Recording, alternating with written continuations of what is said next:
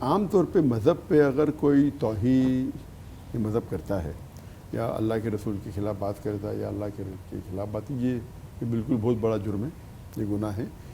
اگر وہ ملک میں اسلامک شریعہ نافذ ہے، اگر اسلامک شریعہ نافذ ہے تو الگ رول ہے۔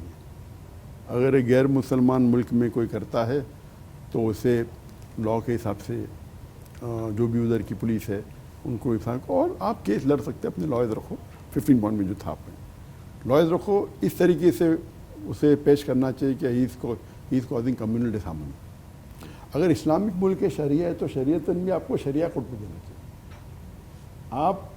آپ حاکم نہیں ہیں، آپ سمجھتے ہیں ٹھیک ہے، آپ اتھارٹی کو کیجیے، شریعہ کورٹ ہوتی ہے، اس میں جج ہوتا ہے، اس کو وقت دیا جاتا ہے۔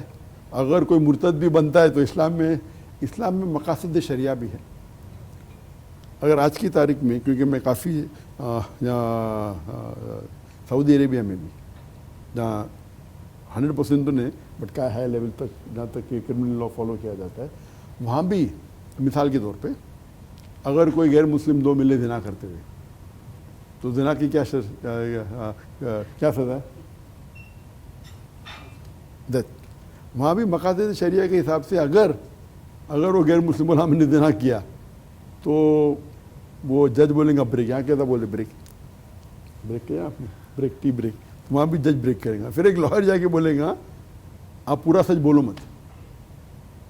تو یہاں شریعہ کا مقصد ہے ایز اے ڈیٹرنٹ۔ لائر جا کے بولیں گا کہ آپ پورا اوپنلی قبول مت کرو تو کم از کم ڈیتھ پینلٹی سے بچ جائیں گے۔ آپ سمجھے نا؟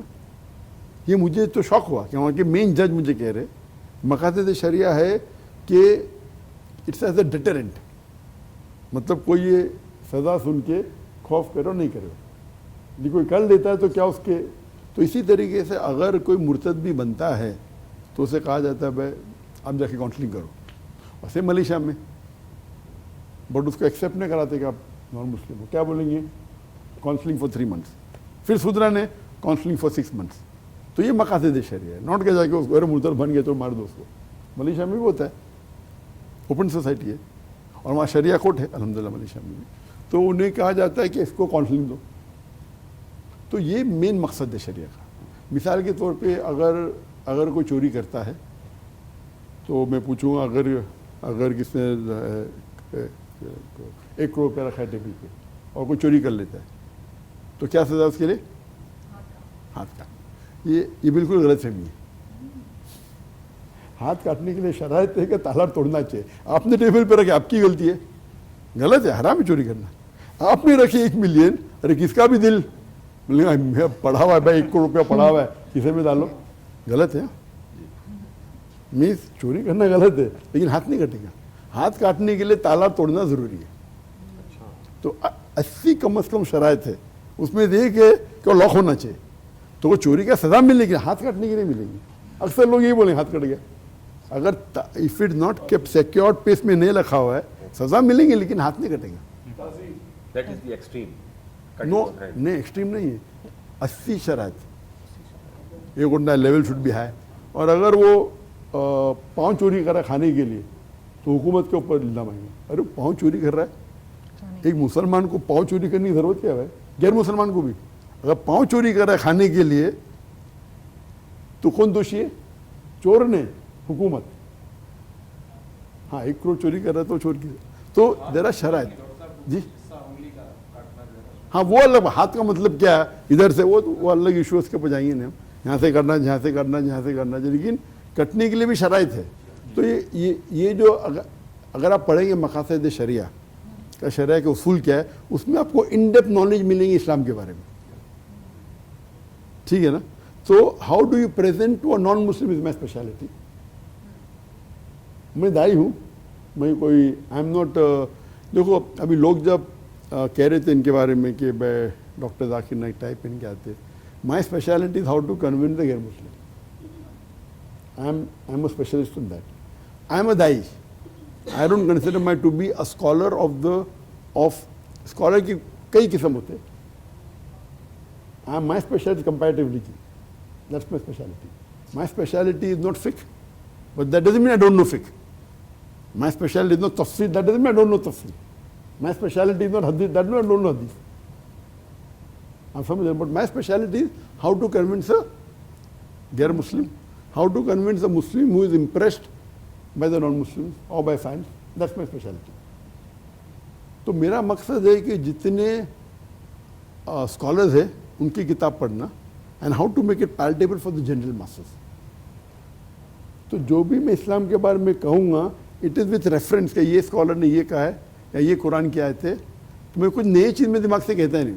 हाँ, आंसर में नहीं करो, नया टेक्निक बोलूँगा, लेकिन जवाब जो फतवा तो ऑल अदर स्कॉलर्स है. आप समझिए ना. तो इस तरीके से हाउ डू वी कन्विंस. तो अगर आप सब चीज़ कन्विंस कराएंगे, खाली वो हाथ कट जाते. कुरान के सूरह माइदा चैप्टर नंबर 5 आयत नंबर 38 कि अगर कोई चोरी करता है मर्द या औरत हाथ काटो, है कुरान क्या. But that's not the complete story. तो अगर आप भी कोई गैर मुस्लिम को भी कहेंगे तो will be happy with it. और अगर आप लागू करेंगे तो सबसे लीस्ट क्राइम हो जाएंगे दुनिया में. ट्रांसजेंडर्स के हवाले से.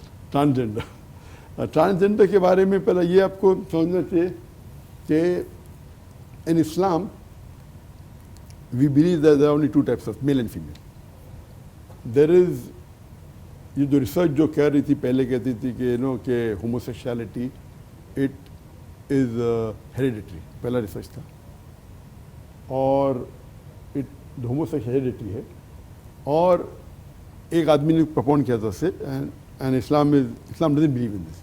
उसके बाद पता चला कि जो आदमी ने कहा कि homosexual heredity himself was homosexual. So this is not a scientific fact कि homosexuality is hereditary. It is not. It comes out of अगर आप इस्लाम के उसूलों को फॉलो नहीं करेंगे, फॉर एग्जाम्पल पूरी माशरा इस फयाश हो जाएगा, देयर इज ऑब्सनिटी, देयर इज, तो ये सब डेवलप होता है माइंड में. All this happens because you not following the दीन. तो आप दीन को अगर फॉलो नहीं करेंगे तो और अगर आप जितना आप आम करेंगे, ये पहले इतना क्यों नहीं, पहले था कम था, not that it didn't exist, but जो लेवल पे आज है वो 50 साल पहले था ही नहीं. क्यों? क्योंकि सोशल मीडिया पहले था नहीं. तो जो आप जितने गुनाह करेंगे उतना बढ़ते हैं. कौमें लोग पहले भी थी, ऐसा नहीं कि नहीं थी. लेकिन आज के तारीख में आप देखेंगे इट हैज बिकम पब्लिक. आप समझे ना. सो इन इस्लाम हमारा उसका मतलब नहीं कि we should physically attack any of the, आप समझे ना, क्योंकि शिरक इज़ द बिगर गुनाह. करेक्ट है नहीं. सबसे बड़ा गुनाह कौन सा इस्लाम में शिरक है. तो हम उसी को अटैक कर सकते हैं नहीं, ऐसा नहीं. हाँ, अगर वो हमारे पे हमला किया तो अलग बात है. आमतौर पर तो आप थोड़ी जाके कोई हम उसी का हमला करेंगे. तो ये गलत है कि हम कोई ट्रांसजेंडर के we are against it. That doesn't mean we attacking them. तो इस्लाम doesn't say attack them. I am talking physical attack. We have to do Islam with them. तो किस तरीके से वी हैव मॉड्यूल्स इस्लामिकली, किस तरीके से वो लोग जो भटक गए उनके इस्लाह करना चाहिए. तो unfortunately we don't have experts in this field. Unfortunately जो इस मामले को टैकल करे और उनकी इस्लाह करे. मिसाल के तौर पे किसको अगर हो जाए, टीबी हो जाता है, क्या करेंगे? इलाज करेंगे. तो ये भी बीमारी जैसी है. बीमारी not the same as TB, I am medical doctor, लेकिन ये बीमारी के जिम्मेदार वो होंगे. It is not hereditary coming from, आप समझे ना. तो जिस तरीके से माशरा है और इसको सपोर्ट तो करना ही नहीं चाहिए. तो सपोर्टिंग इज हराम. तो we should have a internal policy. How do we educate them, उसके नुकसान क्या है. तो ये अगर आप कहेंगे और एजुकेट करेंगे तो बहुत से लोग को आप सही रास्ते पे लेके आ सकते हैं.